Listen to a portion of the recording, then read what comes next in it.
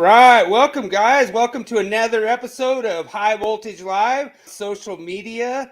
I am your host, Willie Snyder with Nat King Code. I am joined by my partner, James Stallcup. We are coming to you live from the Mile High City. James has the best online course anywhere.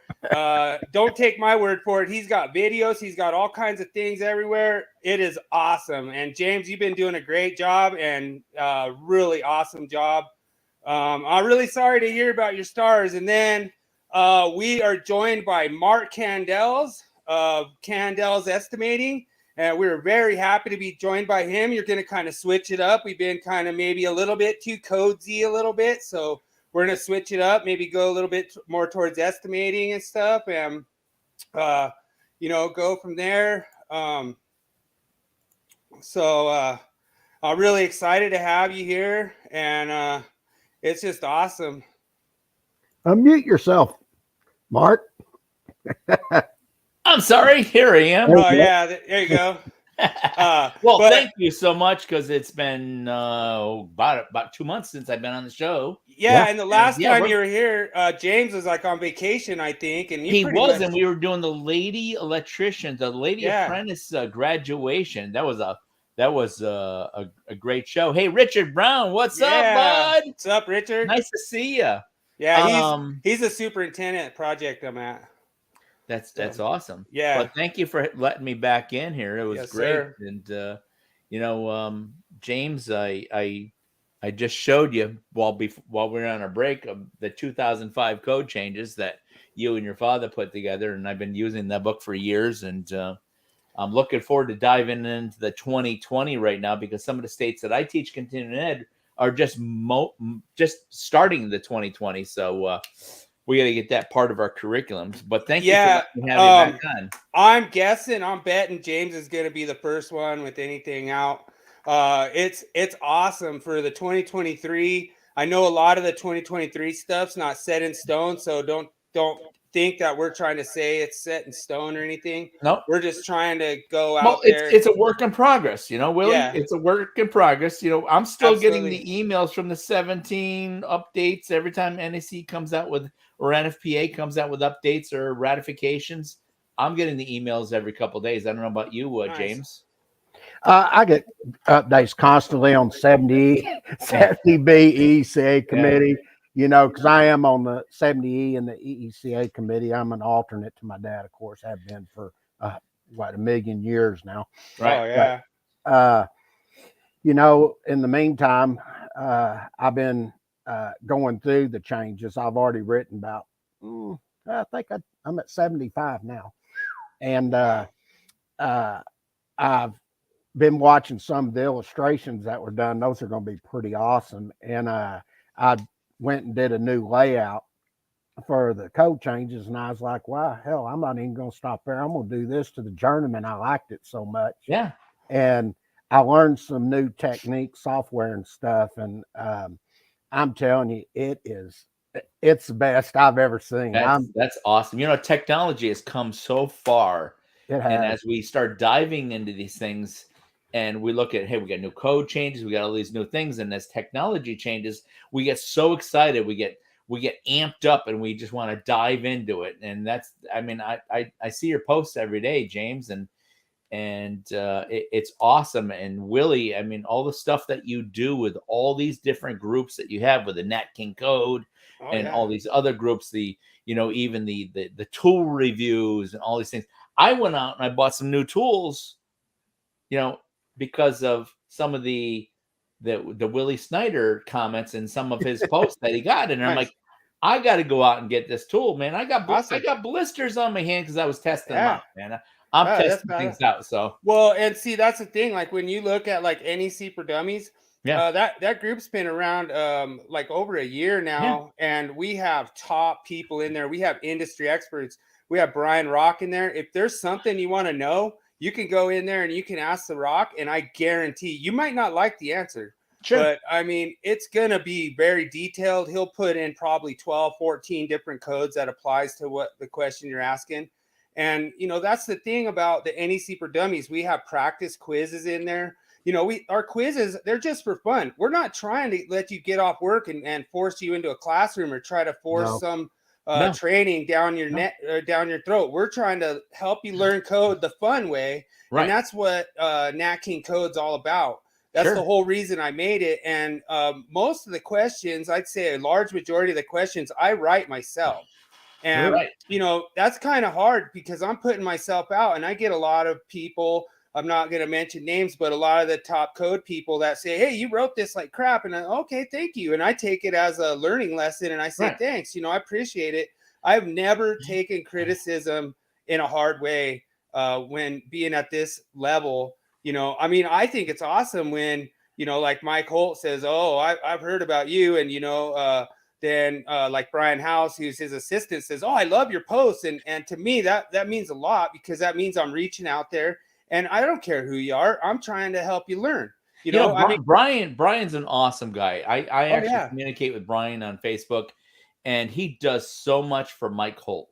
I mean, he is the man behind Mike Holt. I mean, Brian is awesome. Oh yeah.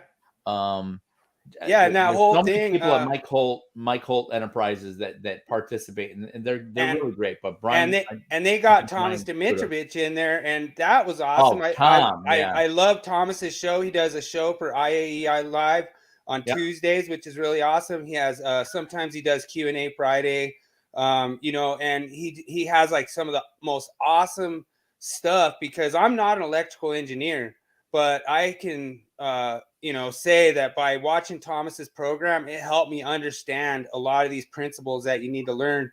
And a lot of these guys that I'm trying to bring up, I've been on the IEC board for years, and I've tried to bring up a lot of these apprentices that are my IEC students, and they follow my page, and my page is just blown up. I mean, I have like 40,000 posts reached now. And so the whole thing is, like, if anybody has a question or anybody has something they don't understand out there that they see and they say, hey, why is this like this?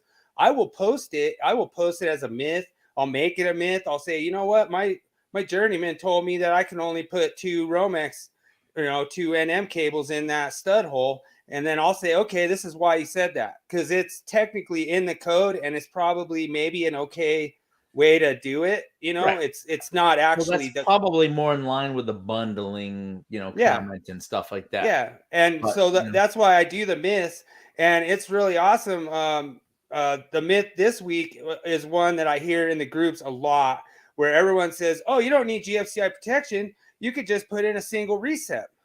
And so that's kind of one of those things, when I hear that, I'm like, oh, okay. And so that's where all these myths come, is I hear them places, and then I'm like, okay, we have to cover this. Right. Oh, absolutely. You mentioned IEC. Yes. I was Candel's has been a bronze partner of IEC for years. We've since given that up. I was actually vice president of IEC New England. But one of the things that got out of it was I actually sit on the National Electrical Safety Code. That's the NESC. Right. That's through the IEEE. And I actually sit on panel 4, and I represent IEC for that committee. And I also represent IEC in the UL standards technical panels, 2 of the panels. Nice. And, that's a great organization. But I actually represented my company, which I work. It's no secret. I'll tell everyone. I work for Kenny Electric, and I actually represented Kenny Electric at the IEC Expo this year. Good. It was in Denver. It was in Denver. The keynote speaker was Terrell Davis. He's running back. Everyone knows TV. We wanted to participate in that, but that was conflicted with the NECA convention at the same time down in Nashville. They were like literally back to back. I couldn't have made both, but we're trying to get that thing worked out this year where we can attend them both. Well, but it's truly Mike Baer. Nice to see you. It's bar. I'm sorry. I'm seeing names popping up there, and I figured you guys are too chatting, so I'm just figuring saying hi to them. I've known Mike for a long time. That's nice. It's truly an honor to be in like this company, and it really means a lot when like I start getting all this traction. I think I have like 680 followers now on my Nat King code, and we have like over 11,000 members of NEC for Dummies, and I don't care who you are. I don't care if you're like a code making panel member or you're a first year apprentice. Feel free to ask questions in NEC for Dummies, and you can go in there and you can just, if there's something you don't understand and you're on your homework or something, you could put it up there as a post and we'll explain it and we'll go through it. Say, that's what our job is to try to learn why they put that in the code. It's interesting, because we try to be pretty detailed with stuff we do. And, I try to do it with some of the video and having topics pull up and explaining it through the NEC and all that. And one of the most popular ones on all the social media right now is that 2023 210.8F. Oh yeah. And I didn't even know that. You're the one who told me, you go, man, you seen how many people are downloading it? I was like, yeah. What? And yeah. It's funny because I got a message from somebody and he didn't really understand how the code process worked. And he asked me if I was authority having jurisdiction. Right. And I said, let me sort of explain that to you. I said, when I was with the city of Grapevine, I was the chief there.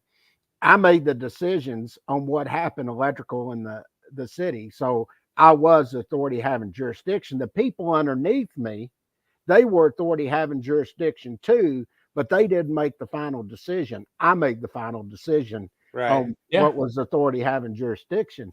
Yeah. And I just thought that was very interesting. Somebody was like, are you the authority having jurisdiction? I know. Well, no, you got to wait a minute here. Yeah, that term gets thrown around a lot, and a lot of people don't realize that the inspector is not the AHJ. The inspector works for the AHJ. So the AHJ has the final decision of the install. So a lot of these guys, they'll sit there and tell you like their credentials, and they'll say, "Oh, I'm the AHJ," and it's like, "No, you're not." And I've even had them before where they say, "Oh, I'm going to pull AHJ on you," and I'm like, "What?" And they're like, "Yeah, I'll pull AHJ on you and I'll make you," and we're going to do this. I'm not going to do a spoiler on it. But like they'll say, "Oh, well, you have to do a certain thing or else I'll call AHJ." And I'm like, "Well, if it's not in the code, then that's breaking the law. You can't do that." What was funny is he sent me a message back and he goes, if that's the case, he goes, what are your credentials? Wow. I said, I don't know. I said, we've written about 16 books on NEC, OSHA, NFPA standards. I said, I am an instructor for NFPA, and I've been doing that for close to 30 years, I guess. And I said, I've been all these places, and just sort of telling him things I did. And I said, plus I'm on the 70E committee. I used to be on 70B, but we let that go because we were too busy with other things. And I said, I'm also on the EECA committee, electrical equipment for chemical atmospheres. And I said, so I have quite a bit of different experience, when it comes to dealing with the codes and standards and everything. Right. It's just like if they ask Bill, what's your standards? What makes you, the authority having jurisdiction at the plant? That's right. So what would be your credentials? My credentials? Yeah, what would they be? All right. Yeah. I mean, because I was going to ask you the same thing because, I'm going to ask you're a contractor, you're a journeyman. What are your credentials there? So that's a good question. So I basically graduated IEC in '99, passed my JDub shortly after. So I've been a JDub for probably 22 years. I've had experience in residential, commercial. I did probably almost 20 years of commercial, but in between the commercial, I've done a lot of residential. I've done a lot of industrial, and I've done a lot of industrial controls. I've done automation. I've done PLC programming. I've done just a ton. Right now, I'm doing fire alarms. So I always like to just expand, and I'm actually signed up I actually got approved for my NISAT 1 and my NISAT 2, which is your NFPA 72 training. And I'm going to go both tests at the same time, and I'm going to pass, of course, the first try. But you know, like the whole thing is, I'm writing a lot of these questions, and I'm thinking about the angles on them in Nat King code, and I'm trying. And so, anyone wants, they can put a post in NEC for Dummies. They could put a post anywhere they want. I'll write a question on it. If it's something that, you know, I feel that it's enough traction out there, I'll go ahead and write a question for it. And it's really awesome because I've been following the code. You could tell that my beard is when I first started learning the code. I was going to call you ZZ Top, man. Yeah, I mean, it's getting there. Top Snyder. We're going to have to add that, right, James? Getting there. We have to add that to his signature, the Willie ZZ Top Snyder. You know what? They're already pacing me about putting some harder music on there. So this episode, she got legs. I actually added what Bill sent me for Myth of the Week and Tool of the Week. We have some audio just for those when we. Oh yeah, you want to roll it? I got to get Mark's qualifications now. Oh yeah, go for it. Yeah. My qualifications. Oh my goodness. Well, I went to trade school back in the 80s, and I graduated in Connecticut, and I got my Connecticut journeyman's license in about 87, and about 89 I got my Connecticut contractor's license, and I've worked for both union, non-union shops nationwide. Nice. You know what? And Linda and I started this business back in 2003 to teach electrical estimating and be, you know, the authorities in electrical estimating. So we do a lot of expert witness claims work and a lot of that. We have our online school. I do hold licenses in 27 states as a licensed EC. I qualify several businesses and manage them. So I've got my hands full in a lot of different businesses. As a matter of fact, right above my head is our brand new entity, On Call Electric of Babcock Ranch. It's a brand new electrical contracting company right here in Florida in a boutique town. So, you know, again, I'm busy taking tests. I'm busy training people how to estimate.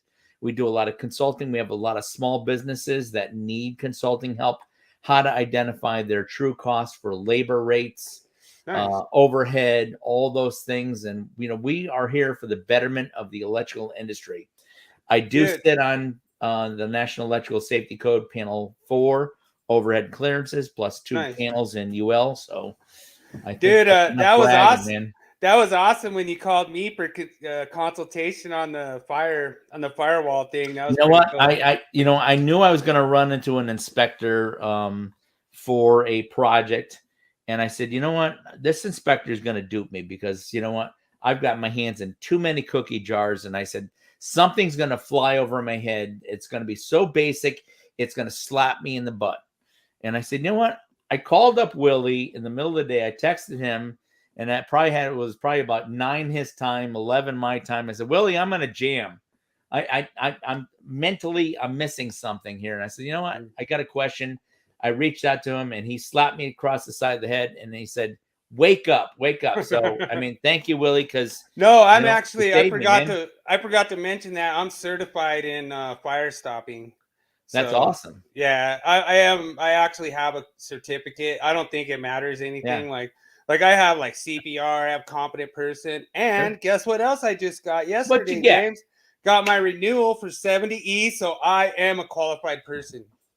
Wow! Under the definition of the code, I am a qualified person. That's awesome. It means a lot that I can have a mentor like James that'll, you know, like they had this one that I brought to James's attention, and I was like, oh yeah, they said I can't put cord caps in on a construction site, you know, and they quoted 70E, and I was like, is that true? You know? Oh, look, David Englehart just popped in. Dave Englehart, yeah. Oh man, he is the man. Yes, Mr. David, 300%. yes, I do know you from from LinkedIn and Facebook. Yes, so it's great to see you again, David. Awesome. Mr. All right, y'all ready to 300%. start your myth of the week, brother? Let's do it. Awesome. Let's do it.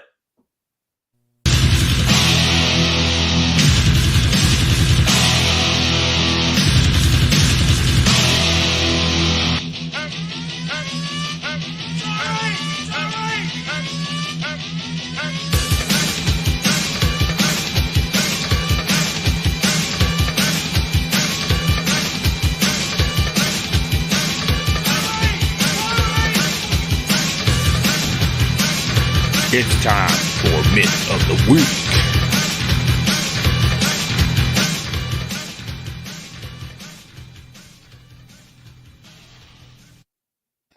So what are we busting here, Bill? Dude, Billy? this is awesome.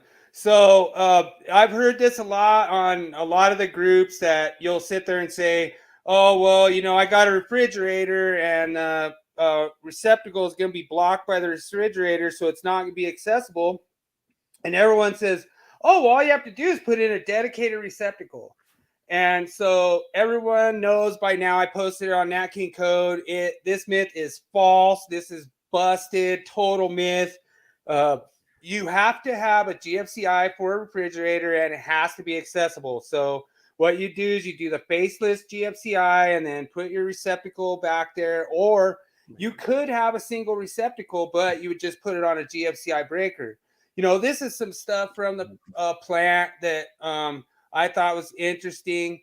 You know, it's kind of funny because you sit here and look, you have a 20 amp GFCI. You know, over here is a 15 amp GFCI. I've actually heard certain code people, I'm not going to mention names, but they said, oh, do they even make a 20 amp GFCI? Well, yeah, they're the same exact receptacle. Those two receptacles are pretty much exactly the same. Now, I don't know about the components inside. I wouldn't be one to talk about that. That'd be one I'd have to ask the Rock on. But I would imagine that these both trip between 4 to 6 milliamps per the UL standard. But I'm not sure about anything about the rating maybe being stronger. And everyone's like scared of GFCIs. Like they're like, oh, we can't put GFCIs on equipment. It'll nuisance trip. So that was just a little description of how you could see two different style GFCIs. The one on the right is a 20 amp. The one on the left is a 15 amp. And, you know, that's pretty straightforward. I don't know that there's really any difference. I mean, personally, if it was my fridge, I would put it on a 20 amp GFCI and think that maybe the electronics could possibly be stronger in there. But for all intents and purposes, I would say both those GFCIs are exactly the same. So this is I'm sure I'm sure between 20 and 15 amp, you know, there's a little bit of a difference, but that I would guess. So this is one of my installs. This is an ice machine that they installed, and I did it per code. I put a 20 amp GFCI in there, and it's been running. It's been running for months and no issue. You know, it's all working great. And that was a change in the 2017 code to have those GFI receptacles behind there. Is that correct? So I'm not sure exactly which cycle changed. There was a lot of GFCI changes, but this I believe would be required to be GFCI like all the way back to probably like 2002. This was part of that vending machine change in the 2017. Oh yeah, you're right. I thought it would go back further. I thought it would go back further, like 14 or something. But yeah, you're probably right on that, Mark. But this is the guy was really happy. He said it's been running great and no issues, no nuisance tripping. I made a little joke post saying I think they're gonna lose like $1 million in ice, but like only a few people bid on it. I didn't fool too many people on that one. Well, it's interesting because I remember looking at because it was in different spots, but somebody was making comments about dedicated circuits and things like that by the code.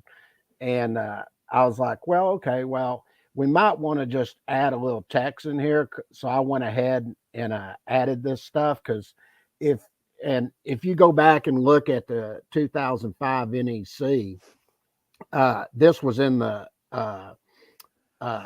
that cycle in exception number 2, where it talked about the 2 appliances located within a dedicated space. Right. And when you go in, you start looking at that now, you'll start to see a lot of these things where these exceptions 2s were in there in the 2005 NEC. Right. And if you go back, you got your garages and accessory buildings, and then your unfinished basements. Right. And then when you got the 2020, you'll notice those exception 2 was out of there. Yeah. Now they just come in and they just say outdoors, and then they talk about where you have receptacles that are not readily accessible and supplied by a branch circuit dedicated to what? Snow melting, de-icing, or pipeline or vessel heating equipment. Yeah, and David Englehart made a good point in the chat that the readily accessible was introduced in the 14 and the 17.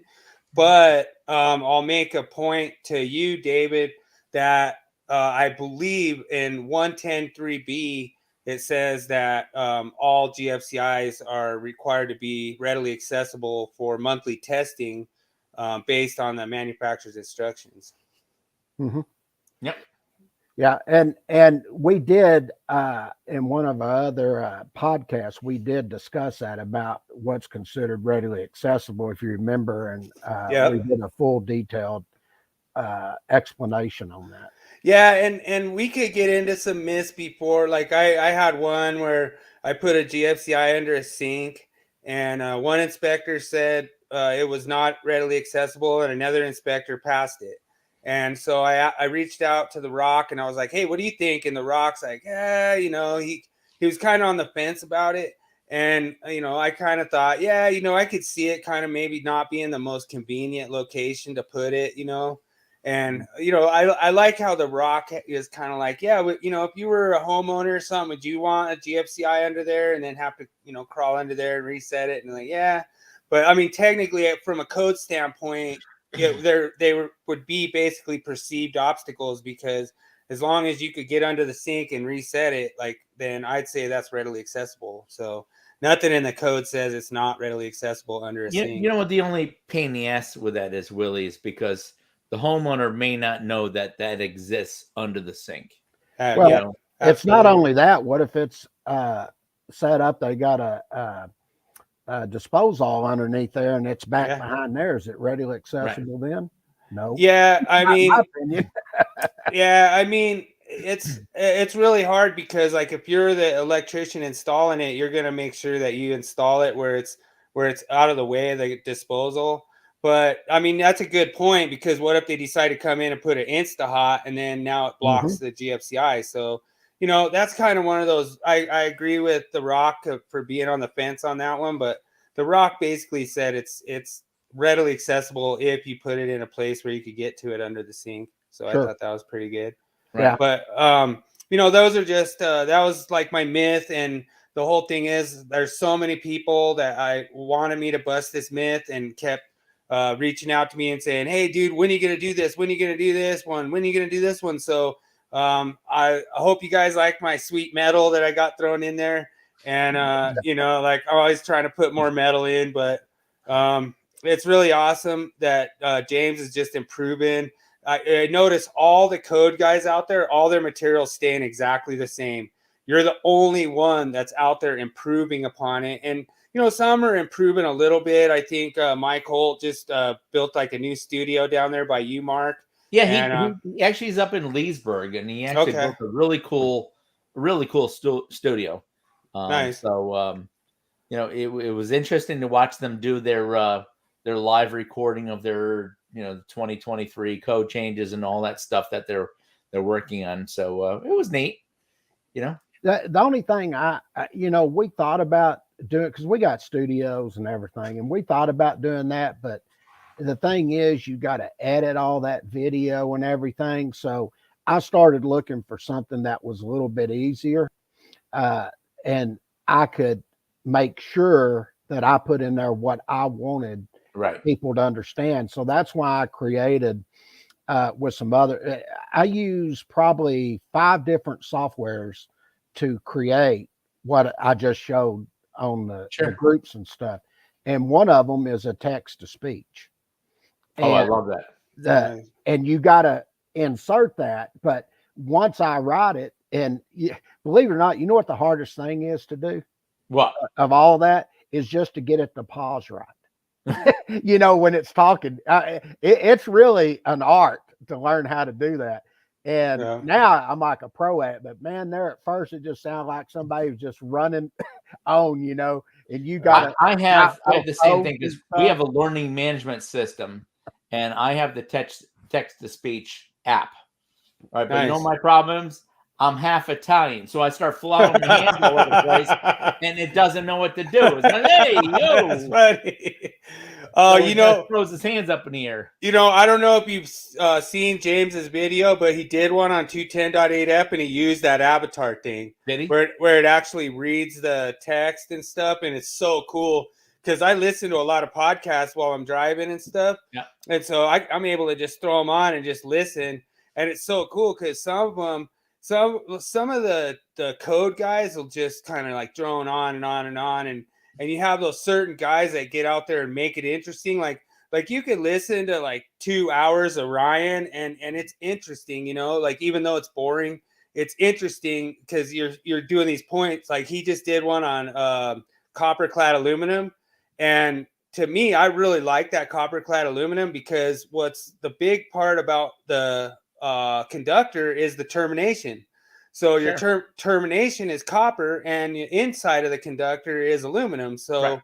and they're welded. It's actually it's not copper and it's not aluminum. It's copper clad aluminum. So right. it's literally its own thing. So I hope to see that making a kind of a comeback. There's a lot back in the 40s and 50s, James. I would say copper clad around 1952, wasn't it? Something like that. Sounds about right. Yeah, I think that's right. I was born in '63, so I'm thinking of what my dad, and everybody's thought all them years. I'm not trying to interrupt your. Don't make me sound that old, damn it. But it's really awesome to have you here, Mark, and I'm really glad that you're gonna educate. There's a lot of business people in the audience. Sure. I'm really happy to have David Englehart here, and David Englehart, he's down there in Florida too. So. Sure, Dave's not too far away from me. Nice. All right, let's get the topic of the week on the topic of the week for Mark. All right. So the biggest thing that's been going on for the last 2 years since COVID hit is price hikes. We're talking about material escalation, labor escalation. So let's move on to the first slide here. We're talking about inflationary price hikes. The price of building supplies continues to rise. It's impacting the cost of new construction, renovations. It's impacting everything. We just can't find, material. And we also can't find labor. What happened? What happened to all these electricians and apprentices and workers? Oh, dude, they're all sitting on the bench getting those free checks, getting all that free money. I don't want to get into politics, but I'm going to tell you, there's a lot of people sitting on the bench hiding somewhere, and there's got to be some free gravy train out there that I just did not get the invite to. Right. So True. There's something going on here. Let's move on to the next slide here. All right. Let's beyond the ongoing labor shortages and supply chain issues, and you can watch the news all day long. Let's go, Brandon. Prices for construction projects keep rising. They're going up and up and up. Inflation's increasing every day. We can't find square deep breakers, Cutler hammer breakers, GE breakers. I can't find anything. Every time I go to the supply house to say, hey, look, I need a 420 meter socket with a main breaker in it, the guy laughs at me and says, we don't have any, and there's 180 people in line waiting for one, and they don't have any in production. Right. What happened here? So according to the most recent consumer price index released by the Bureau of Labor and Statistics, inflation rates rose at a rate of 7.9% between February 21 and February of 22, the largest increase in 40 years. Yeah, and right before that, we had the lowest unemployment in 40 years. So. Yeah. And oh, by the way, the unemployment's now getting corrected because all these people got jobs. No, they were unemployed because of COVID, and now they got their jobs back. Yeah. So let's not drink that Kool-Aid. Something, and taking that into consideration too. And I don't know how to explain this exactly, but every time, and I don't care if it upsets anybody, but when Obama come in, and when Biden come in, all of a sudden the price of gas goes up. Now, Yeah. this is affecting exactly what he's talking about. And, you know, when they say supply and demand, well, yeah, supply and demand, I agree with that 100%, but you don't shut down all the pipelines. And then right when he says, you know, Biden says, oh, well, we're going to take and I'm going to work on inflation. And then he goes into Alaska and cuts all those drilling leases. Well, Right. yeah, and one thing that's weird to me is the diesel fuel, because like diesel's pretty cheap to refine. So why Yeah. is diesel more than gas? That That blows my brains. yeah, You know, and then jet fuel is really nothing more than kerosene, right. Yeah. you know. Yeah. So speaking of the Bureau of Labor Statistics, one of the other things that I've been following with the Bureau of Labor Statistics is the shortage of estimators. Right. And let's get more specific, the shortage of electrical estimators. According to the Bureau of Labor Statistics, there's a shortage of 19,000 electrical estimators nationwide. Wow. Now, if there's 19,000 shortage of electrical estimators, what do you think the shortages of electricians is? Oh yeah. I don't have that answer. I don't have the data. But I can tell you that I'm sure, Willie, your company is begging to hire people just like everybody else out there. And I love to hear your comments over here in the chat group of, you know, how many openings you got and how hard is it to find somebody, because that is getting crazy. Oh yeah. I agree. Yeah, it is. Let's move on to the next slide there. You know, even worse, building material costs rose 31.3% from early 2020 to early 22. All right, so, you know, in early 2020, COVID hit, and then we had Dr. Fake Fauci out there saying we got to shut everything down, lock everybody down. It's only going to be a week. It's going to be 2 weeks. 2 weeks turned into 2 years, and next thing you know, everything's got locked down. Yeah. You know, 8 components continue to add material dollars to construction projects. Right. All right, so let's get into what those 8 components are.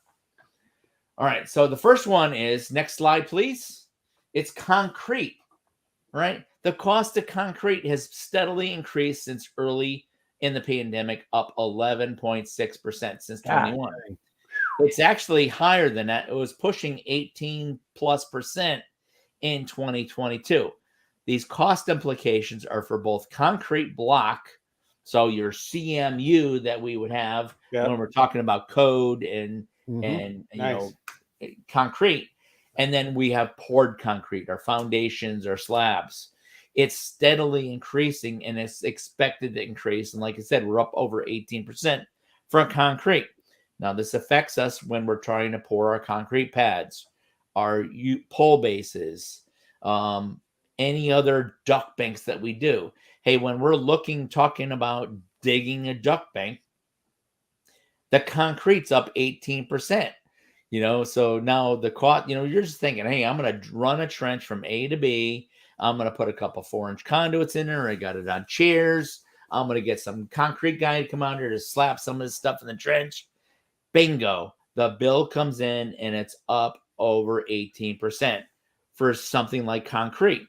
Now, while we're sitting there in that same trench, who dug it?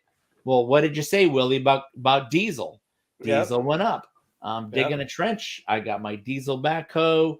I got my guys in the trench. I'm doing everything's costing more money. Something as simple as a concrete trench, PVC and a duct bank. Yep. And I'm gonna add something else to that, go ahead there, Mark. Well, the other thing is you got to read your spec book, because a lot of, like, I'm doing a hospital right now, and that hospital, if you're doing a duct bank, you gotta do red flow fill.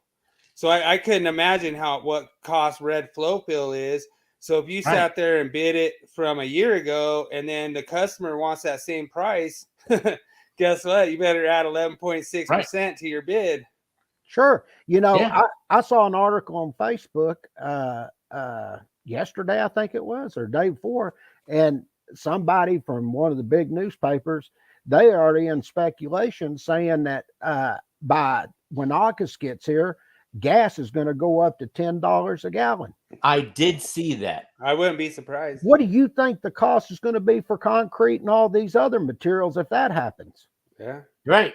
And I've got Oh. 8 bullet points, and we're only on bullet point number 1, and there's 7 more to go. Let me get your next one then. All right, let's talk about sheetrock, gypsum wallboard.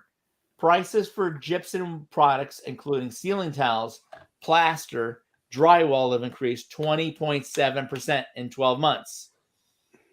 Think about it. Sheetrock. Wow. I used to buy it for half-inch sheetrock for $2.99 a sheet for a 4x8 sheet. Yeah. I left by that big orange box, big box store, and it was like $10, $12 a sheet. I almost fell out of my chair. Dude, I'll tell you what, they're not paying guys by the sheet anymore. No. No, and I'll tell you what, I was looking the other day, and we could take and get like a 3,500 square foot home here in Texas. Back when, before all this happened, you could get that, I mean, pretty much decked out to the max for probably about 600,000. Right. You know how much it is now? They're over $1 million. Over $1 million.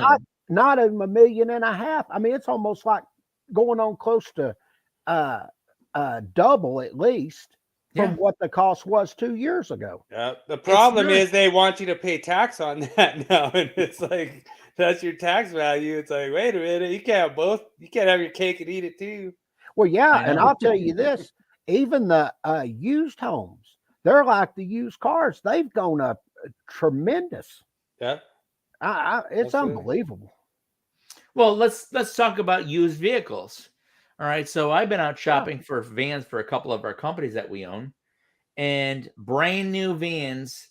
You know whatever it is, Dodge, Ford, Chevy, they're all getting a $10,000 market adjustment on top of the sticker price. So you look at the sticker and it just say, hey, this vehicle is 41,000, you know, MSRP. And then there's a little sticker to the side of it, to the right of it, says there's a $10,000 market adjustment price for this vehicle. I'm like, I'm not paying 10 grand over sticker. So let's just take a 3-year-old vehicle here.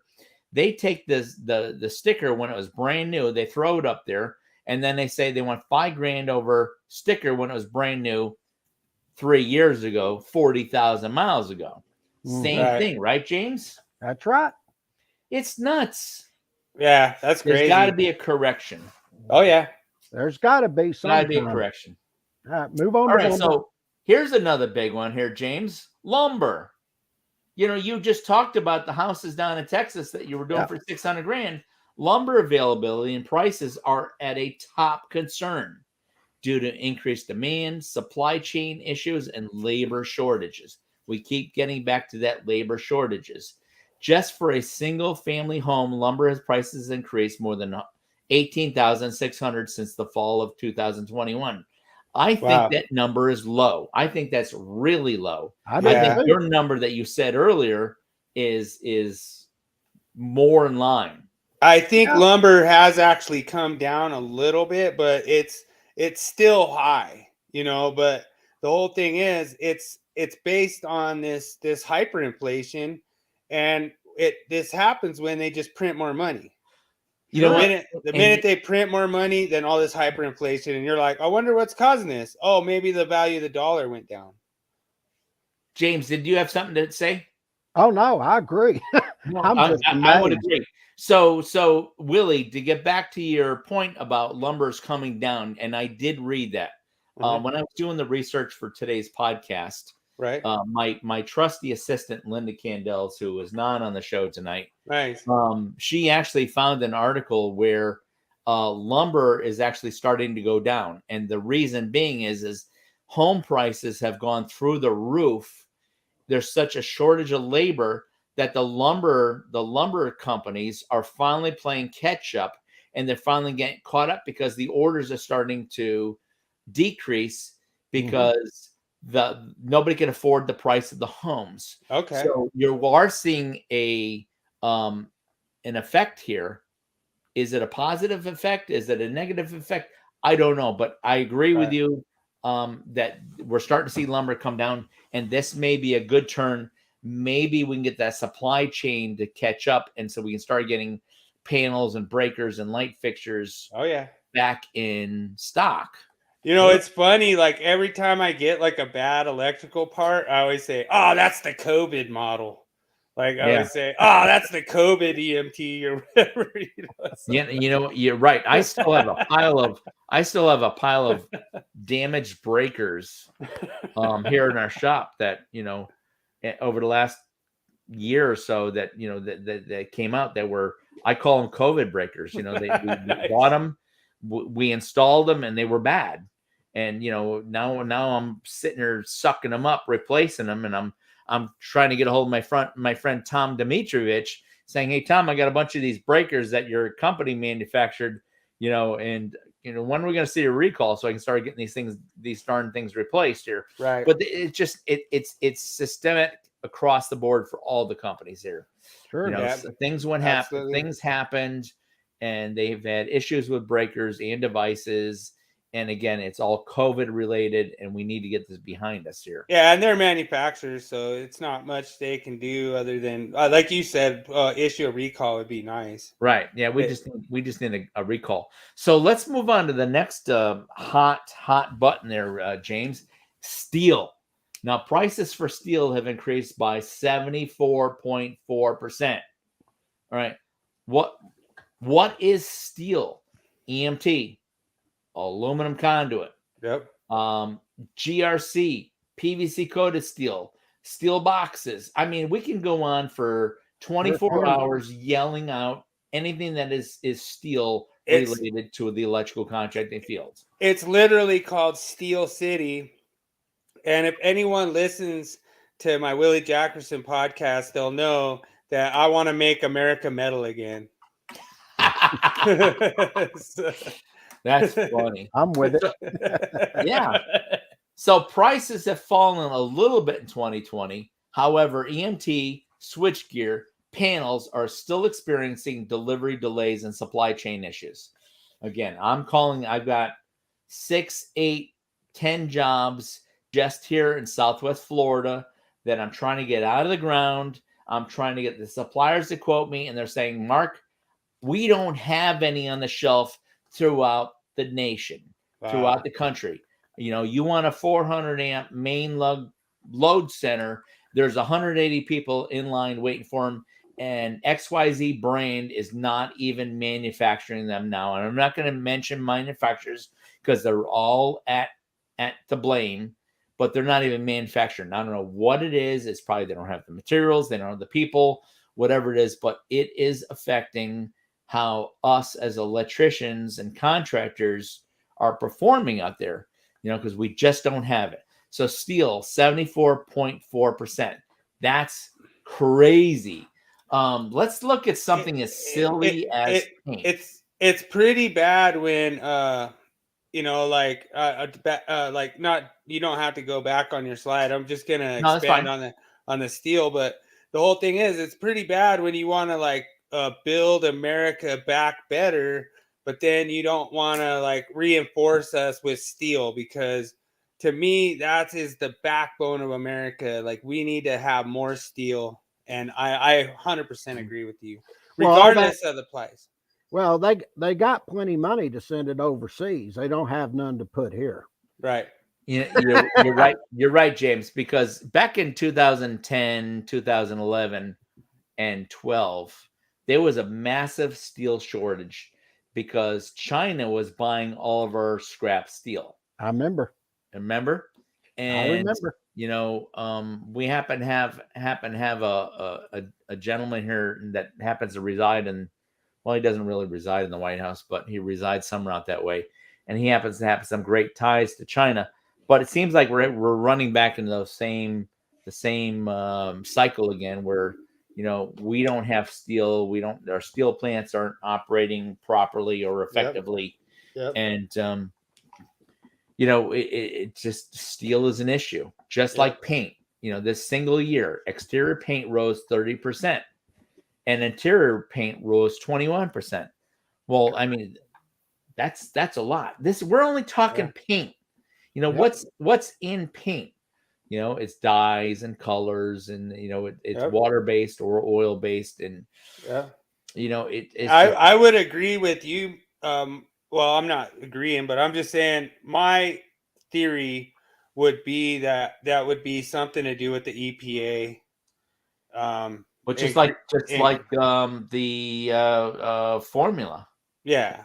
You know, the FDA and all the games that's going on with formula. Hmm. You know, formula has been great. Everybody know we've never had a problem, and all of a sudden there's all this tainted formula here. So Anytime you increase regulation, you increase cost. Sure you no do. kidding. No kidding. So let's talk about something else silly like paint. Insulation. All right, fiberglass. All right, insulation has increased 17.8% since 2021. Wow. And that's a good point because Mhm. now they're trying to increase the lead value of all these structures.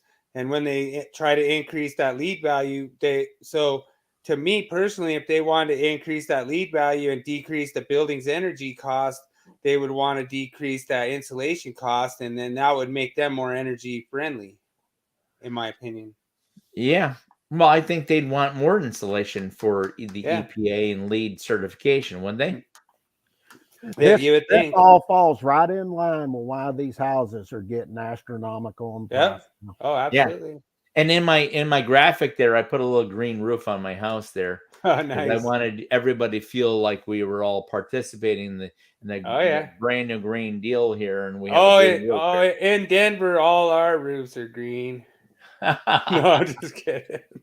All right, so I've got two more items here that I want to go over here, and you know, like I said, I only picked 8 items out of like 30 plus items in construction. Right. PVC, polyvinyl chloride, and other plastics and construction materials. You know, we have a lot of them in the electrical trade. These products have increased 35.6% between the early 2021 to 2022. We have plastic boxes, we have Romex, we have, you know, MC cable with, you know, plastic wraps on them. Plastic is everywhere. PVC is everywhere in the electrical business. Right. You know, people just don't understand how much plastic goes into electrical products, even devices, you know. Mhm. So the increase in supply chain issues will increase whenever there's a severe weather in the Gulf. Oh, And yeah. that's very true. Whenever there's a hurricane or Yep. something that's going to happen out there, or we shut down drilling, you know, Mhm. it's going to affect the supply chain. And in fact, some contractors are now going to fiberglass conduit in lieu of PVC because it's more available and not to mention more robust. So I was talking to our friends over at Champion Fiberglass today. And I Okay. said, "Hey, I'm hopping on this. Hey, Tim Mickelchi, thank you for coming on. Great. Nice. Tim's Yeah, a Tim. great guy. He's a great guy from state of Connecticut, Nice. inspector from the town of West Hartford. All right. All right. Thanks to him. But getting back to PVC, you know, there's just so much PVC out there. And getting back to fiberglass. So I was talking to my friends over at Champion Fiberglass. I said, hey, they said their business is doing really well. I'm like, what's going on? They said, nobody can get PVC. So now they're buying fiberglass. I Wow. said, wow, fiberglass is like that bulletproof stuff. We used to use it for water, wastewater treatment plants. We used it for bridges and tunnels. So when you Mhm. crossed over a bridge, they want it in fiberglass. That stuff, I mean, you could sit there, shoot a 45 of that stuff, and you're not penetrating that stuff. Dude, when you That's, told me about it, I never even heard about it before. I've never oh, even yeah, used Champion Fiberglass. never. We use it all the time. Yeah. We do it a lot for corrosive atmospheres. I tell Sure. you, that That stuff was cool. there, you know, that's the new PVC. I mean, it has not gone up in price, and PVC has, and the people over Champion Fiberglass are filling orders like crazy. You're using epoxy glue versus a regular PVC glue. The cost difference between the two is not a lot right now. The labor installation is pretty much the same, and that stuff is bulletproof. Nice. So you know, it's something to look at. I mean, Hey, little Easter egg for you. Yeah. Mark. So if you had a fiberglass box with fiberglass conduit going to it, is the inside of that box a wet location or a dry location? I would say it's dry. I mean, you could drill a 1/4 inch hole in it, so wouldn't that make it damp? Well, then you go. There you go. Then you're safe. Let me ask you this: if it says the interior of a raceway is wet, why would the box be considered dry? Yep, good point. Yeah. Well, I'm not a code guy, and that's why I leave it up to you guys. That's why you guys myth bust this, and I watch you guys. All right, move on, brother. All right. So last bullet for tonight is tools and hardware. All right, nuts, bolts, stainless steel hardware, and other supplies, including power and hand tools, rolls throughout 2021 and 22. That's up almost 45%. What are you guys paying for your tools right now? When you go to the supply house to go buy a new drill, or even Home Depot or Lowe's or wherever else is going out, I mean, Willie, you got the pulse on tools right now. What's going on with tools? Yeah, I mean, there's a lot of deals going on. Like if you go to electrician's only tool review, like I post all the deals. Like I post videos on all the deals everywhere.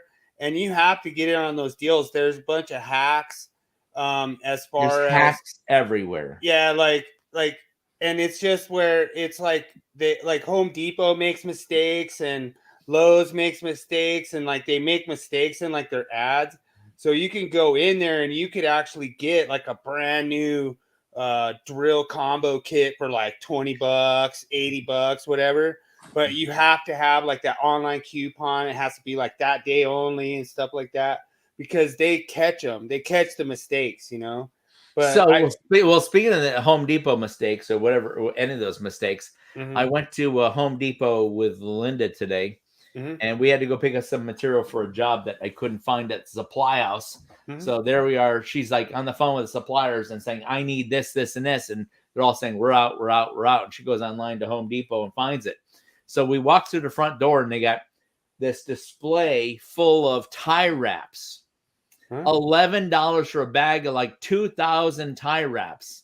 And these weren't cheap ones. I mean, it was an assortment pack for $11. Yeah. So I'm filling up my shopping cart with tie wraps. And she was like, how many damn tie wraps do you ever need? I'm like, it doesn't matter. They're $11. Dude, you know how much I've seen people pay for tie wraps before out at gas and oil?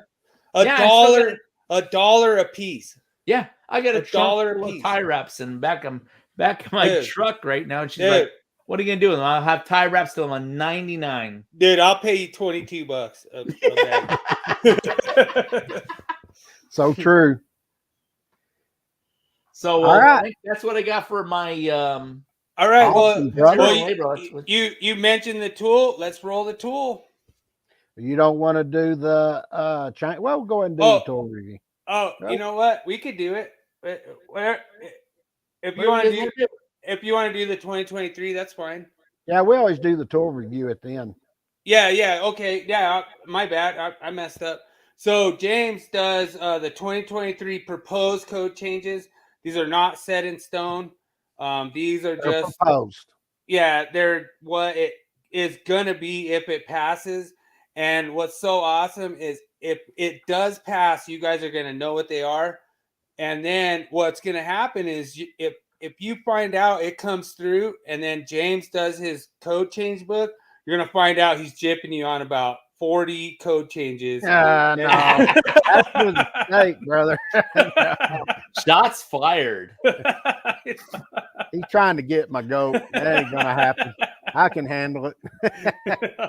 All right, let's take a look at what the changes are this week. The first one is going to be a new section they added, 110.17, and this is going to be the service and maintenance of equipment. Now, I want to address this. This is the 70B, right? Yep. You remember me telling you a while back that this was going to happen eventually. Yeah. Because they were going to redo the 70B document. And now 70B is an actual 70 standard, right? Yes, it will be. Nice. And you know, Or like it the could numbers, be if it passes. yeah, Yeah. it's going to, because when you get in and you start looking at the 70 document and you go over and pick up 200.1 and you pick up the informational note there, it refers you to use manufacturer's recommendations or use NFPA 70B, one of the standards and are applicable industry standards. And Nice. that's what they're telling you here, is they're telling you that the servicing and the electrical preventative maintenance shall be performed by who? Qualified persons. Oh, Okay. that's me, baby, right That's here. right. And now check this out. Right in below that, in Prin 1, it tells you the servicing and electrical preventative maintenance shall be performed in accordance with the original equipment manufacturer's instructions and information included in the listing information. Applicable industry standards are approved by the authority having jurisdiction. Yep, I agree with that. And those were the things I was telling you. Now, when you look at this, people say, "Oh, well, naturally, you should do, you know, your maintenance on it and everything." Well, let me take it just a little bit further, because what you're going to see here is you'll see informational note number 2, and it's going to recommend you to that 70B standard I was talking about. And Right. then in informational note number 1, it says that if it's not listed or field labeled, and then it says, or for which components are no longer available from the original equipment manufacturer, one way to determine suitability is to review the documentation that accompanies the replacement parts. Right. So they're telling you you need to check this. Now, this all gets in, and it's going to tie in with some other stuff we're going to end up looking at, because they started this really in earnest the last cycle in 2020. And you'll notice we covered that in a lot of our changes where we talked about recondition Yep. equipment. I agree. And this is to help correlate with that definition. And this deals with the recondition as it's going to apply to what? Servicing activities and maintenance activities. Yeah, Okay. and so this brings up a good point. So like, and this is for all the guys out there that want to learn or whatever. So if I was to go take a panel cover off, you know, would that be a violation under 70E just to take a panel cover off? Are you talking about Well, or like, let's just say it's a piece of equipment. You know, that's the thing. That's why they need this, so that we can all know when we're going to service or maintenance a piece of equipment, can I take that cover off? Is it going to be exposed to energized parts, or do I need to do it a different way? Do I need to do it de-energized, check with my meter, you know, different things, you know? Well, so that's what we got to do. We all got to get on the same page with this. sure. Anytime you have now this is something I want to point out. When you look at the 70 document, first and foremost, we don't differentiate between anybody.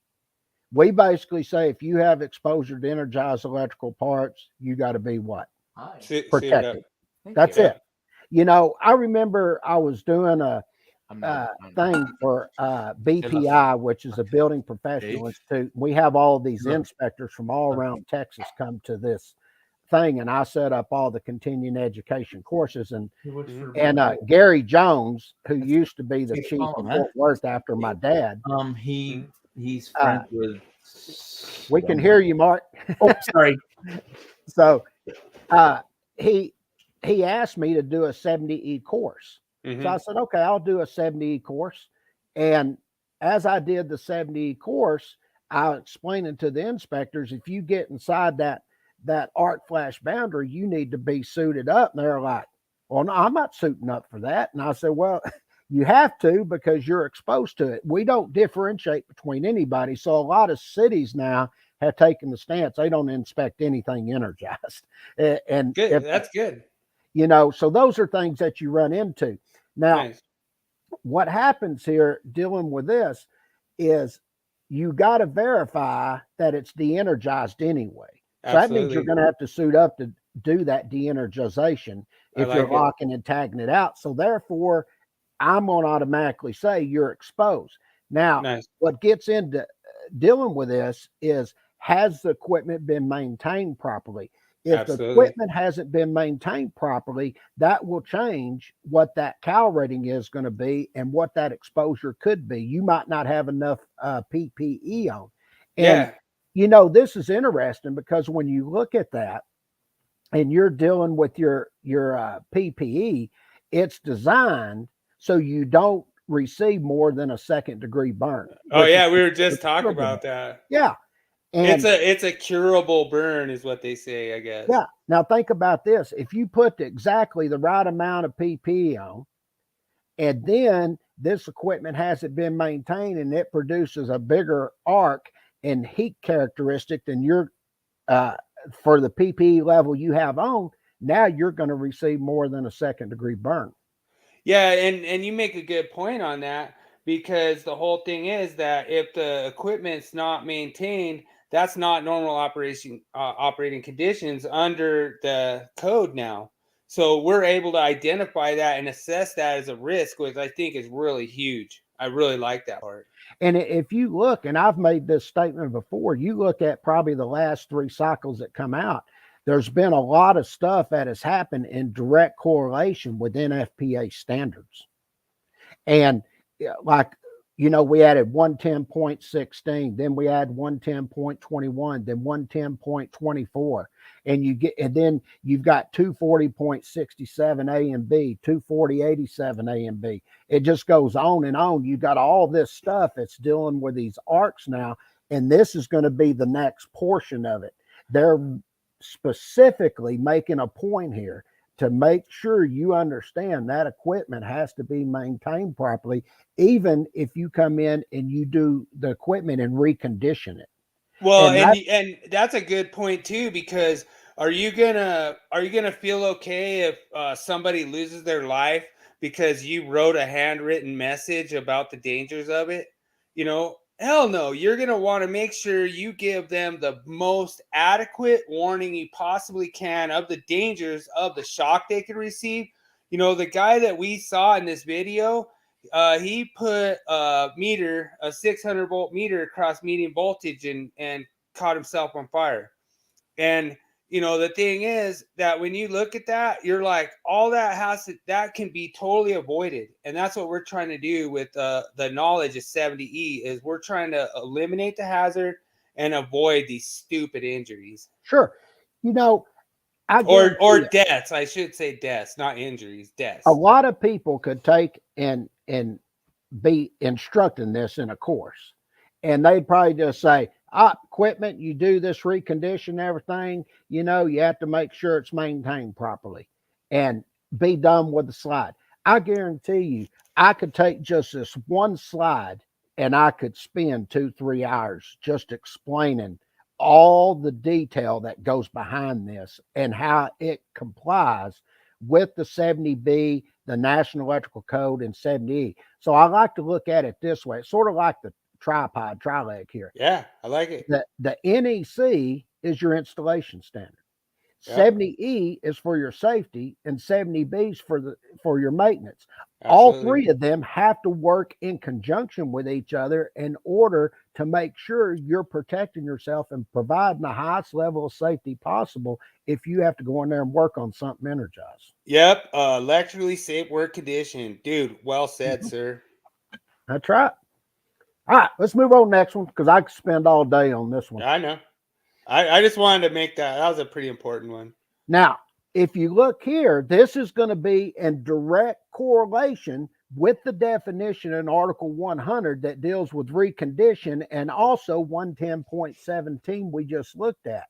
And it says reconditioned equipment shall be permitted except where else permitted in this code. Now, I will tell you, when we do our illustration on this, we're going to have a little code loop there where it's where it's not, shall I say, where it's permitted in certain ones, but where it's not in others in the code.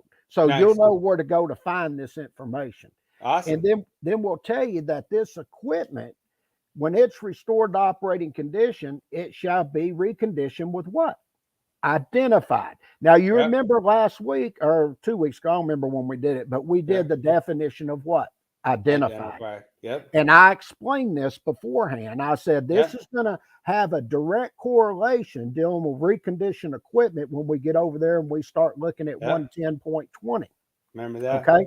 Nice. And the only reason I knew that is because I've already written 75 of these things. Oh yeah. So no, you're on it, dude. It's awesome. Like I've learned so much interpretation from you, and it means a lot because I'll go toe to toe with anybody, and the whole thing is I'm willing to be proven wrong, but a lot of these guys, these hotheads, they won't prove you wrong. They'll just block you.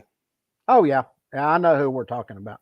Mm-hmm. So then it tells you, it says that are either provided by the original equipment manufacturer, or listen to this, that are designed by an engineer experienced in the design of a replacement parts for the type of equipment being reconditioned. That is huge right there. Yep.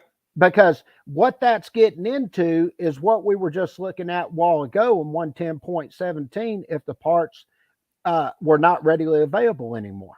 Yep. So those are things we have to look at. Then it talks about, I'm not going to spend much more time, but it'll talk about equipment required to be listed, equipment not required to be listed. And then the next one it gets into is approved equipment. Well, and that's all code changes with all those, the yellow text, right? Yes. Everything that's in yellow is brand new text. I like it. Okay. Now, what they did here, they tell you if one of them options in A and B that we were just looking at that gets in with the listing or not required to be listed are not available here. They tell you the authority having jurisdiction shall be permitted to approve reconditioned equipment. Now, that gets interesting because when you look at what is approval, okay, let's stop right there for a second. I'd say HJ. Well, if you go look at 110.2, it says all electrical equipment components must be what? Approved. Yep. Okay. Then you go over and look in Article 100 and you pick up the definition of approval. What does it say? Acceptable to who? The authority having jurisdiction. Yep. Now, that's important because if I come back here and I want to point this out because, Dad and I have done courses on NFPA 79 where we get into industrial electrical equipment. We actually have material that we actually teach. We don't even sell it as a publication. Right. But what we get into is when you're dealing with equipment that's not listed, not labeled, and you're coming in and you're custom making your own equipment. Right. Okay. Now, this is where you get into, you start having third-party certifications and all that. Now, nice. This is interesting because I want to point something out. I want to go right back to this. If I come in and I look at this right here and I'm looking at my servicing and maintenance and all of this here, it says by the applicable standards and everything, but it also says be provided by what? The original equipment manufacturer or what? Be designed by an electrical engineer experienced in what? The design of replacement parts or what? Be approved by authority having jurisdiction. Yeah, and that's the qualified person thing. That if am I qualified to work on medium voltage? Yeah, I understand the hazards of it. I understand it's got to be grounded. If you're going to be working on it, electrically safe work condition, I could probably work on medium voltage. But the whole thing is, would I go send my apprentice to go work on medium voltage and not tell him anything about the hazards or risk assessment? So that would make me not a qualified person to go instruct somebody to go work on that. So sure. I like that. I like that a lot. And the thing is too, that you have to look at is I've actually overridden the AHJ before, or not the AHJ, but I've overridden the inspector and went directly to the AHJ.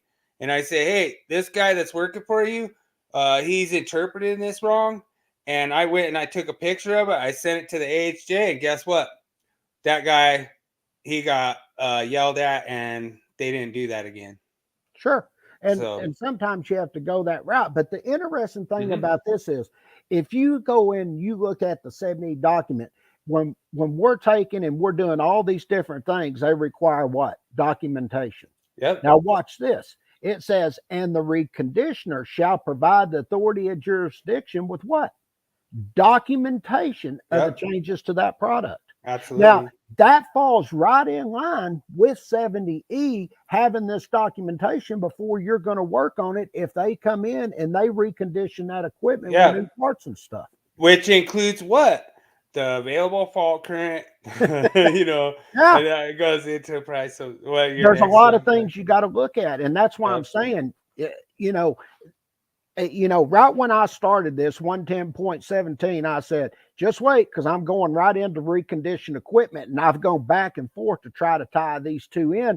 And I've also tied it in with previous changes we had already covered that I explained. Hey, James, nobody knows who you are, though. So, you know what I mean? Like, that's okay. I don't care. I know. I'm just kidding. You know, I always tell this story I've always thought was sort of funny is I remember my in-laws, they're pretty well off, and they had these lightning rods and stuff, and they had a company come out, and I was looking at it, I said, they should shackle that. I said, I don't think he's grounded all that right. And he said, this company's done high rise, blah, blah, blah. And then they started blowing boards and stuff, and they had a full Crestron was the unit they used that controlled everything at that lake house. And he called me up one day and he goes, would you come out here and take a look at this? And I went out there and I moved a bunch of the grounding away and got it to go to 1 point. And the engineer that was out there, he goes, what are you doing? And I said, I'm fixing what you messed up. And he told David, he goes, he doesn't know what he's talking about. And he goes, well, I'm going to try it. He goes, because everything y'all done isn't working. And I got it all 1 point. And then we put a oscilloscope on it. Guess what? Didn't have any more problems. Nice. So there is such a thing as you can overground something. Yeah. Oh, now, I agree.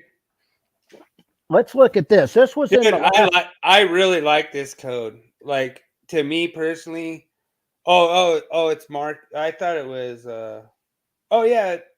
it's Mark for reconditioned equipment. Yeah, it's reconditioned equipment. It's your equipment markings. And what they did, we had this in the last cycle, but they've come in and they added some things here. Now, I want to point something out right before I do this. If I come back here, I want you to remember this part. Documentation. Yep. Okay. Now let's take a look. It says, shall be marked with the following: name, trademark, or other descriptive marking of the organization that performed the recondition, the date of the recondition, and the term recondition or other wording or symbol indicating the equipment has been reconditioned. Nice. That'd be part of documentation. How did you do that? Now, as you can see in Article 110, now I won't point this out. In Article 110, what does that deal with? General requirements. Nice. So this applies to Article 1 through 4, or chapters 1 through 4, unless chapters 5, 6, 7, 8 modify or supplement it, right? Right. Okay. So this is how you're looking at this point. And this is just sort of tying this together and just basically telling you that you need to make sure, and note 1, that you're looking at ANSI approved standards are available for application of the reconditioned or refurbished equipment. Wow, yeah. Whoa, I just noticed our viewers like went up like way high. So if you guys want, you could smash that like, subscribe, and you'll be first in line to view all these changes. They're proposed changes, but you'll be first in line. So subscribe to the Volt Online Academy YouTube channel, and you'll be able to see all this content. Like, you'll be the first to see all this. You don't have to watch it. You can watch it whenever you want, but you could fast forward, you could rewind, whatever. But it's really awesome. I'm really happy to be part of this, James. Sure. And if they'll go back, if they go to the Vote Online Academy YouTube channel, go back from this in 3 episodes. That's when we start the 2020 NEC changes, and you'll see the direct correlation of everything I'm talking about up to this point. Yep. Yeah, we don't want you to be lost in this program. Well, there's a lot to look at. Yeah. Now, look at this one. Now, this is where you get into your field hazard markings. Now, this is something we just talked about a while ago. You know, you were asking about the panel board and things like that. And what they tell you here, where you have caution, warning, or danger, hazardous markings such as label or signs. Now, let's talk about that for a second. Yeah. I mean, you don't want unqualified people like to go get into your install. For one, my installs are freaking really sick. Like they're just beautiful, and I do not want anybody messing them up. So for one, I want to have a warning. Like if you mess up Willie's install, you better just get the hell out of there. That's Sure. like my number one warning. You know, Well- like if you mess up my install, I'm gonna be the first one to come after you, and then you need to worry about the electricity later. You know, Sure. but you know the thing is, like, you know, is there electrocution hazard? Yeah. You know, is there a shock hazard? Yeah. Sure. Is there an arc blast hazard? Yeah. There's all these hazards in there. And when these people are not qualified like me, then they don't know all this. And so what we have to do is we have to adequately tell them, you know, I mean, to me, is a Sharpie okay? I think it's fine. I mean, I've a million years I've been in the trade and I've never seen a Sharpie wear off. You know, like literally I've seen units from like the 70s with Sharpie still on them, and they use the big Sharpie and they say, danger, don't freaking, you know, do whatever, you know. And to me, being an electrician, I'm like, I'm not going to do that, you know. Well, what you got to be worried about here is, and you'll remember this, I did a post, it's been a while back, on this change in the last cycle when we started talking about the field applied hazard markings. And basically what this gets into is the color coding. Is what you got to pay attention to. So if I'm just signaling something, that's going to be in yellow. If I'm giving a warning, it's in orange. And if it's a danger of some type, it's in what? Red. Yep. Okay. And that's where you get in and you pick up these informational notes, and it's going to tell you to go see your ANSI 535 standard. Yep. Now, that's a good change, actually. That's pretty good. It is. Because that aligns with 70E, I believe. Mm-hmm. Sure it does. But if you go back and look, even when I'm doing the recondition of equipment, does it tell me I need to comply with ANSI standards there too? Yep. Sure. Just read it to you. That's what I'm trying to tell you. And, you know, I always tell people what they've done in the last 3 cycles is been more safety than it has anything. Oh, yeah. And if you look at the safety, now we're doing the safety in compliance with all this reconditioned equipment, the field applied markings and everything. That's in direct correlation with what? NFPA 70E and NFPA 70B. And James, this month is what? Electrical Safety Month, baby. There you go. All right. Okay, I'm going to move on from that one. Now, they've also done something here. They moved some stuff. This space is about electrical equipment. And what they're going to tell you, you'll see it says working space and access to and egress from working space. And it's going to come in that second sentence they're going to add there is open equipment doors shall not impede access to and egress from the working space, and access or egress is impeded if one or more simultaneously open doors restrict working space access to less than 24 inches wide and 6.5 foot high. Now, that used to be in another section. Now, all of this has been moved up to 110.26. And they specifically talk about access to and egress from. Was this 110.34 previously? No, this used to be in the code. Oh, okay. Yeah, no, it's just been moved, is all it's been done. So I really like this one, and you know what Willie does? I just blow the doors off. The minute I walk in there, I just blow all doors off. That's it. Yeah, and if you look, they just tell you that it's just been more appropriately relocated to let you know that this is the general requirement in 110.26 for all those working space clearances. Nice. I like it. Okay. Yeah, it's a good change. I like it. Now, I'm not going to go through the full committee statement on that because it's pretty much already there. But that right there is your 5 changes for this week. Dude, great freaking job, James. That was really good, man. I really liked it. I thought that was pretty good because it Yeah. really there was a lot of information there, and if I wanted to, I could have spent another 2 hours really breaking down more on that. But Yeah. you know, the gist of it is there and why it was put into the NEC. And I specifically expect probably about anything that I'm putting together right now, I'd say at least 95% of those changes are going to be as is. Yeah. So, you know, even though they're proposed, I would say 95% of the changes I'm doing are going to, that's what they're going to be. Yeah, and like I say, we have never let go on some of the things that we believe in, and it means a lot to me that, you know, I got a guy like you that's like, nah, dude, no, no, you know what I mean? Like, no, dude, no. If I don't know, I know the people to call. Yeah, we're gonna do it. But the thing is, it's really awesome that you've aligned with Nat King Code. I am CEO and inventor of the death match, and I gave it to you for free because you're the CEO and inventor of Volt Online Academy. And the whole thing that's awesome is this is our podcast that we created for the industry for free to not gain any money. We're not selling you any product. I mean, if you want to go over and buy the Volt Online Academies, any of their material, I think I'm just going off memory. I think you guys owe me an autographed gas and oil illustration copy or some kind of cool book that you guys got. Like, you owe me an autographed copy of something. Well, Dad's going to send you that 1897 copy of the code book. He was going to run it off and send it to you. Oh, nice. Yeah. And it's got to be autographed by both you guys too. So okay, I'll autograph yeah, that'd be awesome.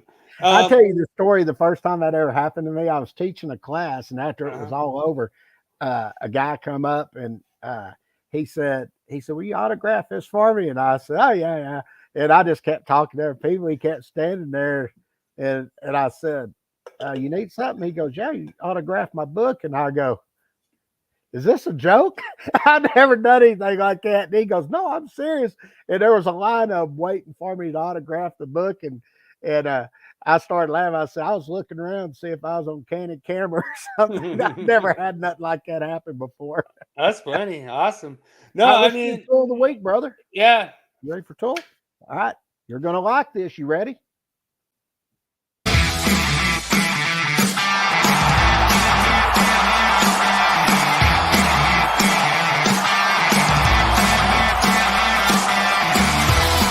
It's time for Tool Review of the Week. Sponsored by Electricians Only Tool Review and Nipex Tradesman.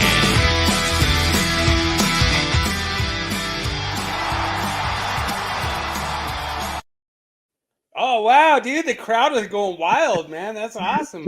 Just for you, brother. Yeah, dude, that was sick. All right, so I found this the other day, and I thought this was really awesome. I wanted to pass it along to a lot of my people. But this is a 5-piece set, 1,000-volt insulated Klein Tools. There's alignments, 2 screwdrivers, dikes. I can't say dikes, I guess. I have to say diagonal cutters. And then strippers. Oh, can I say strippers still? All right. Whatever. But, you know, the whole thing is this is a 5-tool set, and I'm going to post it on my group. I could not believe it was $100. I mean, you're going to pay $100 just for the alignments. And the thing is, Marc Candel said that he uses a similar pair of alignments. And this is awesome. So I'm endorsing this whole entire set as part of one of my Willie's deals of the month. I'm going to probably try to see if I could get like somebody, like I'm going to try to get like some kind of tool giveaway going with Klein or something. But to me, I was blown away. This is a really good set. There's a lot of things that I think has went downhill with Klein as far as quality. This is not one of them. This is one of my favorite tools that I've ever featured on this tool review. And I've used every single one of these in some capacity or another. The strippers are based off what we call the reflex model. And I that's what model I use is the reflex model. I haven't had the 1,000-volt insulated yet, but just to do kind of like a thing out to like all the new apprentices, no tool guarantees your safety from electrical shock. So these, just because they're 1,000-volt rated, they do not insulate you from electrical shock, and they do not stop you from receiving an arc blast. So that's two things I want to kind of bring into National Electrical Safety Month, is to kind of get that awareness out there that just because these tools are 1,000-volt rated does not mean you're Superman.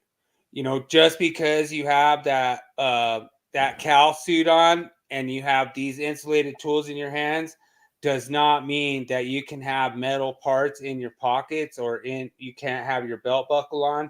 So it basically says no metal is allowed in the restricted area. So this is something to think about for National Safety Month. And if I just save one life off that message, then to me it's worth it. You mean I can't wrap that in tape and be insulated? No, God dang, man! I tell you, what kind of tools we getting these days? It's against company policy, so you know. If your company is smart like mine, then you'll have that. But you know, the whole thing is that there is literally people out there that will say each wrap of tape is a certain calorie rating, and you know what I mean? They'll sit there and say, oh, this is a certain voltage rating, however many wraps you do. And to us and the old guys like me, who's been in the trade forever, you know, that's just ignorance, because you're never going to rely on a tool to prevent you from electrical shock. And the whole thing is that telling my apprentices everywhere with IEC, you know, IEC is a great program, but we do need more hands-on stuff. I want to try to set up more like a lab where we kind of fake work on stuff live, like where we're like doing like a live test, and we say, hey, this is this voltage. What's your clearing time? You know, and we go through everything and fill out all the paperwork and do the AIC. And, you know, there's a lot of stuff that we can all learn in the industry. And I think it would be a good thing to do. Sure. You know, I remember when I was coming up through the trade and stuff, that was sort of accepted practice. I'd say, wrap that tape around, protect you. Yeah. That's back in 1982, brother. Yeah. Dude, I remember back in the day when, you know, you're just like, you'd sit there. I remember I was doing like a meter socket one time, and like my socket came off, and I just like, I had hot gloves and, you know, arc shield and everything, but I just like, I see my socket drop off, and I just like turned away, like, okay, I might not get my socket back, you know, and it just fell down, it arced a little bit and blasted off, you know, and I was like, oh, phew.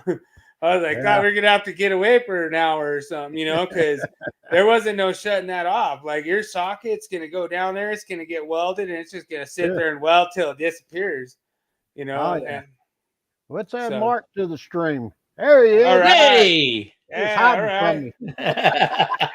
Yeah, what'd you think of my sweet music, man? You know what? I loved it, man. I loved it. Nice. Yeah. We're putting it together, but you know, it's really awesome to have you, Mark, as a guest. Thank you.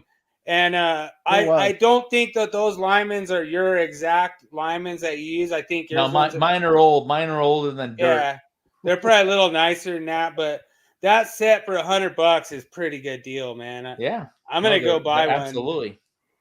I'm gonna go out and go find myself a new pair. There you go. You better hurry up before they inflate that thing.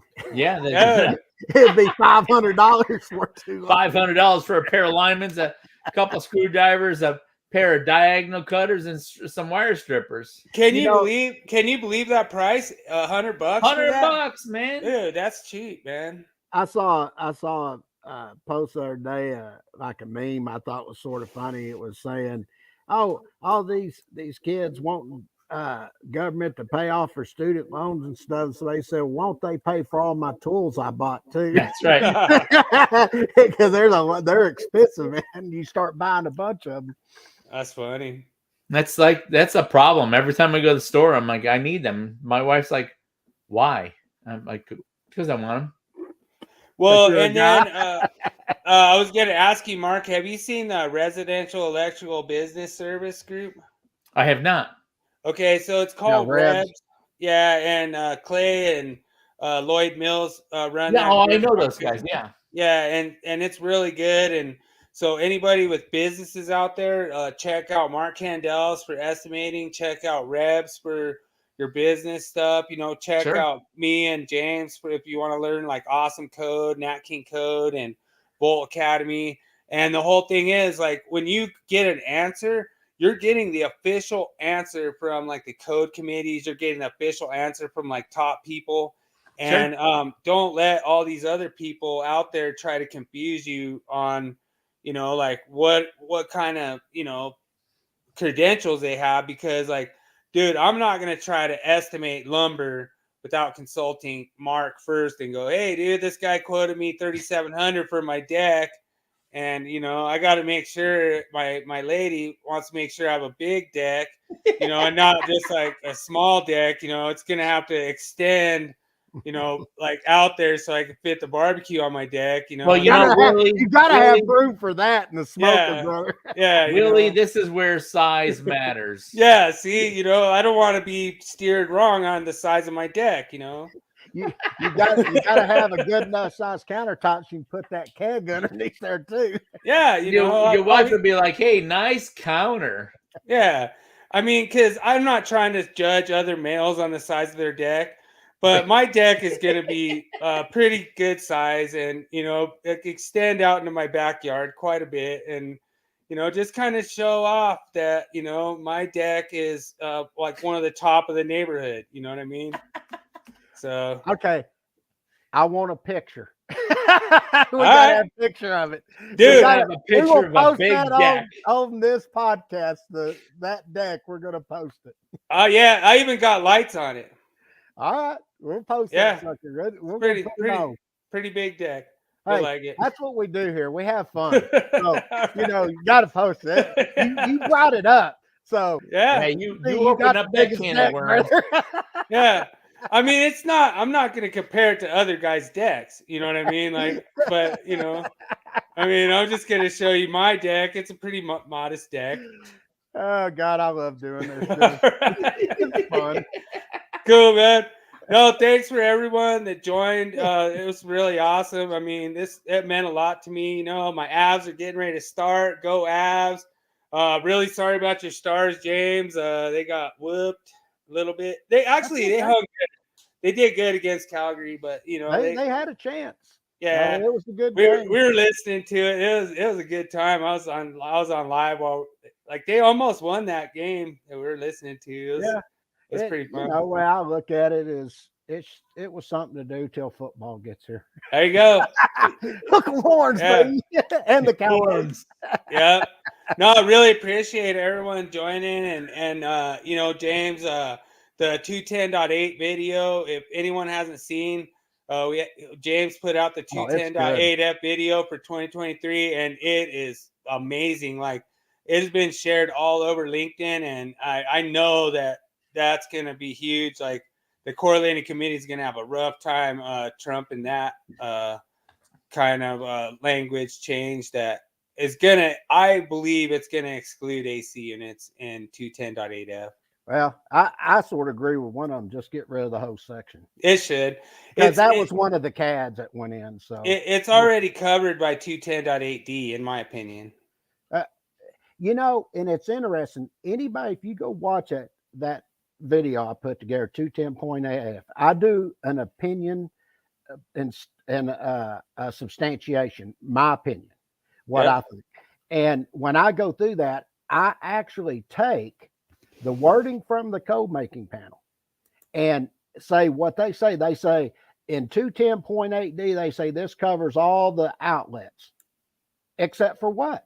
AC units, that goes to 210.8F. That makes no sense. Yep. Well, it's making a problem that never existed. I mean, yeah, granted, I feel bad for the child to lose his life over that. Me But too. the whole thing is there was wiring method issues, and you Mhm. cannot say that justifies GFCI protection, in my opinion. And the whole thing is GFPE 30 milliamps. I could be on board with that if you could like give me some kind of justification, like. I mean, yeah, a child's going to die at 30 milliamps the same way they're going to die at a million milliamps, whatever. I mean, it's going to be a dead kid. That GFCI is not going to trip 30 milliamps the same way. I mean, that kid's going to be dead at 30 milliamps. So, It reminds me when stuff was going in code. I remember when they came out and they put AFCI in, and then they did the next cycle. And I told everybody, I said, just give it about 3 more cycles. I said they'll require AFCI all through the house, everywhere. And I said that, and people thought I was crazy. And I said, and then I after it all went in, I said, just watch and see. It won't be long before they do it in commercial, industrial. And what they'll say is, well, let's say I've got a junction box up there, and one of those connections come loose. It's going to arc. And they'll say, you got a loose connection, therefore you need AFCI protection on that. Don't be surprised if they don't do that too. I stumbled across an interesting one. Is AFCI required for a laundry area? Nope. You guys know? Nope. It is. It is required for a laundry area. For a laundry or residential? Yep. And now a dryer is required to be GFCI protected. So if you're going to do it per code for 2020, it needs to be AFCI and GFCI for a dryer. And I haven't seen a combo 30 amp. Yeah, that's why I was saying no, because I don't know of a combo that's there. I don't think they make one. Yeah. But I ran across that one just accidentally because we were doing something and the guy's like, oh, yeah, they put arc fault in 2014. So I don't know. I haven't looked. Maybe arc fault excludes voltage, maybe. Maybe they only say 120 volt or one. But the whole thing is when they put GFCI on the dryer, I don't think they thought about 210.12. So, because 210.12 specifically references laundry areas. So that's kind of the things we're trying to do is kind of. I think if I have to go back and look at it, I think what they're talking about is other receptacles in the laundry room. I don't think they're specifically talking about the laundry unit itself, are they? I'll have to look at that. Yeah, we used dual rated breakers for the laundry areas where we did it because the language. But I thought that was interesting because I stumbled across that. I was like, I was thinking I'll have to look and see that substantiation on that because I was thinking that's what it was for, the way I just explained it. But I'll go back and look. I'll have the answer next week because I think that was for other receptacles in the laundry. I don't think it was specifically for the laundry unit itself. So I'm gonna have to I read the reference, I think, when we did it, and I thought it was relevant, but I could be wrong. I don't know. I read so much code. But that's what makes this forum so interesting because we can sit there and we can agree to disagree, right? Sure. We can look at it and say, hey, look, your interpretation, my interpretation, it's all different, but let's come to some kind of agreement that we either agree or disagree. Sure. Hey, Mark, I just blocked you. I just blocked you on all my accounts. Just kidding. I see it. It's going across all my Facebook posts. Mark, something that I always found interesting is, it's one thing to have electrical code discussion, and Bill will know this. We had there was this argument took place in 210.8F, and I didn't agree that the end of the wiring method was an outlet, and I gave my reason. But you know what the worst part was? Is I started getting called names. And there's no need for that. I have an opinion just like you, and I gave my substantiation on exactly what I thought. Yeah. And guess what? Now it looks like they're going to change it to what I was saying. And now they won't make any comments. They just act like it never happened. And I told Bill, I said, every one of them that called me a name and disparaged our publications, our reputation, all that, they're going to get called out for that. And well, and the thing was that was just funny, that cracked me up, was they were disparaging Gray Boy, and Gray Boy is like, dude, I mean, that's a well-respected name. Like, I would not, I guarantee Mark could pull that book off the shelf. I bet you it says Gray Boy on there, and they never had no lawsuit from the freaking NEC on Gray Boy Incorporated. You want to hear something that's funny, Mark? One guy said, they got all this stuff in lawsuits. All this guy made this thing. He was freaking lying. And I posted to him, I said, you do know that NFPA used to publish our books with us, don't you? Yeah. He just went quiet. Right there. Gray Right Boy. there. NFPA Stall Cup. Yeah. Yep. Come on. I rest my case, baby. Years. I rest my case. And, This is let me my tell you, Bible. There's a NEC logo on there. You know, I guarantee you didn't steal that logo. So yeah. NEC and NFPA right here. yep. That's it. And it says Stall Cup. Who's that guy? And it has my myth of the week in there. Yeah. Well, you know, what's funny is people will go and put this on the internet, and people, read that, they believe that stuff. Right. Yeah. And they don't know. That's why I'm glad it was sent to me, because I went and responded right away. I was like, hey, dude, no need for that. I said, if all that's true, I said, won't you post that?